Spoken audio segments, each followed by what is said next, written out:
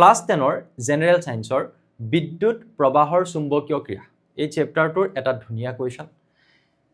কুৱেশ্যনটোত কোৱা হৈছে যে চিত্ৰত দেখুৱাৰ দৰে কাগজৰ তলত নহয় তলত হ'ব এডাল সমান্তৰাল তাৰত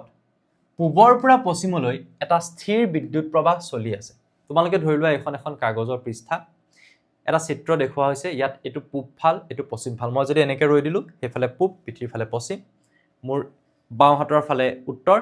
আৰু সোঁ হাতৰ ফালে দক্ষিণ কিন্তু ইয়াত তোমালোকে দেখিছা এনেকুৱা ধৰণেৰে উত্তৰটো মূৰৰ ওপৰ ফালে নাই কিন্তু এনেকৈ আছে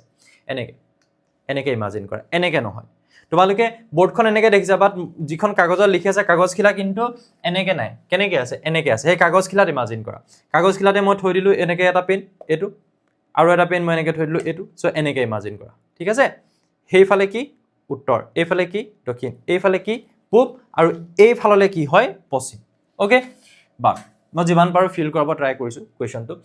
এতিয়া কথা হ'ল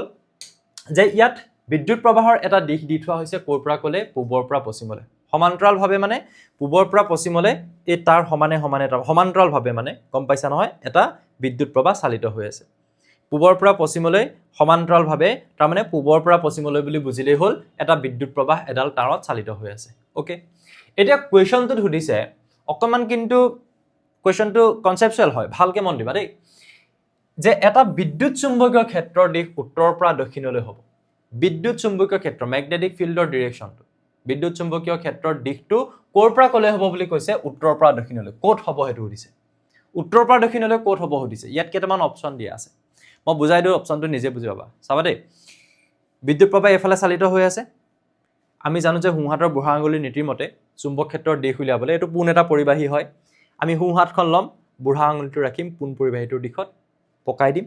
সো দেখিছা যে এইফালে গৈ সোমাইছে আকৌ এনেকৈ ওলাইছে এয়া হ'ব চুম্বক ক্ষেত্ৰৰ দিশ হ'বনে সো চুম্বক ক্ষেত্ৰখন এনেকৈ ধৰণে যদি তুমি ইমাজিন কৰিব পাৰিছা সো থামটো এইফালে এনেকৈ যাব এনেকৈ এই চুম্বক ক্ষেত্ৰখনৰ ক্ষেত্ৰত উত্তৰৰ পৰা দক্ষিণলৈ ক'ত হৈছে এইফালে কি দিশ আছে এইফালে কি দিশ আছে তোমাৰ গাৰ ফালে এটো হা আৰু তোমাৰ গাৰ পৰা দূৰলে সেই ভিতৰৰ ফালে এটো নৰ্থ এনেকৈ ইমাজিন কৰা এইফালে নৰ্থ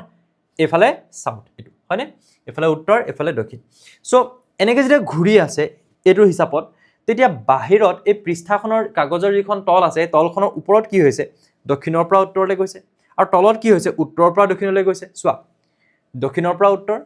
উত্তৰৰ পৰা দক্ষিণ দক্ষিণৰ পৰা উত্তৰ উত্তৰৰ পৰা দক্ষিণ তো তোমাক কোৱেশ্যনটো সুধিছে যে উত্তৰৰ পৰা দক্ষিণলৈ ক'ত হ'ব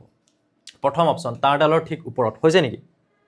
ওপৰতটো দক্ষিণৰ পৰা উত্তৰলৈ গৈছে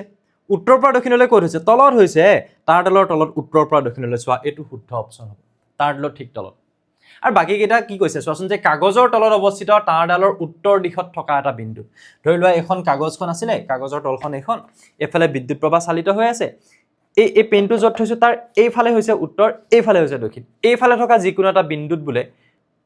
উত্তৰৰ পৰা দক্ষিণলৈ হ'ব এনেকুৱা কিবা কথা আছে নি এটা বিন্দুত নহয় কাগজখনৰ পৃষ্ঠাটোৰ ওপৰত দিশৰ সলনি হৈছে ওপৰত হৈছে কেনেকৈ ধৰণে এনেকৈ ঘূৰোতে ওপৰত দক্ষিণৰ পৰা উত্তৰ আৰু তলত উত্তৰৰ পৰা দক্ষিণ হৈ আছে আৰু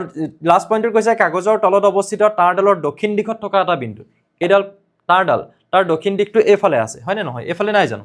এইফালে আছে সো সেইফালে থকা এটা বিন্দুত উত্তৰৰ পৰা দক্ষিণলৈ হৈছে নেকি নাই এটা বিন্দুত হোৱা নাই